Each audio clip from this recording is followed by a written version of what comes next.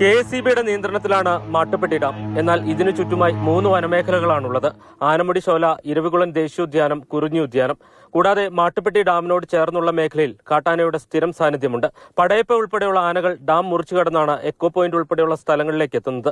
ഇതെല്ലാം ചൂണ്ടിക്കാട്ടിയാണ് വനംവകുപ്പ് സീപ്ലെയിൻ പദ്ധതിയിൽ ആശങ്ക അറിയിച്ചിരിക്കുന്നത്. വിമാനത്തിന്റെ ഉയർന്ന ശബ്ദം ആനകൾ പ്രകോപിതരാകാൻ ഇടവരുത്തുമെന്നാണ് വനംവകുപ്പിന്റെ വിലയിരുത്തൽ. ഈ ആശങ്കകൾ പരിഹരിക്കുമെന്ന് ടൂറിസം വകുപ്പ് വ്യക്തമാക്കി. എല്ലാവരുമായി ചർച്ച ചെയ്തിട്ട് ഈ കാര്യങ്ങളായിട്ട് മുന്നോട്ട് പോവുകയുള്ളൂ. അതുകൊണ്ട് ഒരു തരത്തിലുള്ള ആശങ്ക ഈ വിഷയത്തിൽ ഉണ്ടാകേണ്ടതില്ല. അതേസമയം വനംവകുപ്പിന്റെ നിലപാടിനെതിരെ ഇടുക്കിയിൽ നിന്ന് വലിയ വിമർശനമാണ് ഉയരുന്നത്. ആന ഡാമിലിറങ്ങാനുള്ളതല്ലോ, ആന വനത്തിലില്ലേ. അത് ഒരു കാര്യം ചെയ്താൽ വനംവകുപ്പുകാർ വെള്ളം കോരിക്കൊണ്ടെന്ന് ആനയുടെ ഒക്കെ വായിൽ ഒഴിച്ചു കൊടുക്കട്ടെ, അതാ നല്ലത്. വൈൽഡ് ലൈഫ് കോ എക്സിസ്റ്റൻസ് ഇനിഷ്യേറ്റീവ് കേരള എന്ന സംഘടന പദ്ധതിക്കെതിരെ ചീഫ് വൈൽഡ് ലൈഫ് വാർഡനും വിവിധ വകുപ്പ് മന്ത്രിമാർക്കും പരാതി നൽകിയിട്ടുണ്ട്. നേരത്തെ ഇടുക്കി ഡാമിൽ പദ്ധതിയുടെ സാധ്യത പരിശോധിച്ചിരുന്നെങ്കിലും വന്യജീവി സങ്കേതം എന്നത് പരിഗണിച്ച് ഒഴിവാക്കുകയായിരുന്നു. മാതൃഭൂമി ന്യൂസ്, ഇടുക്കി.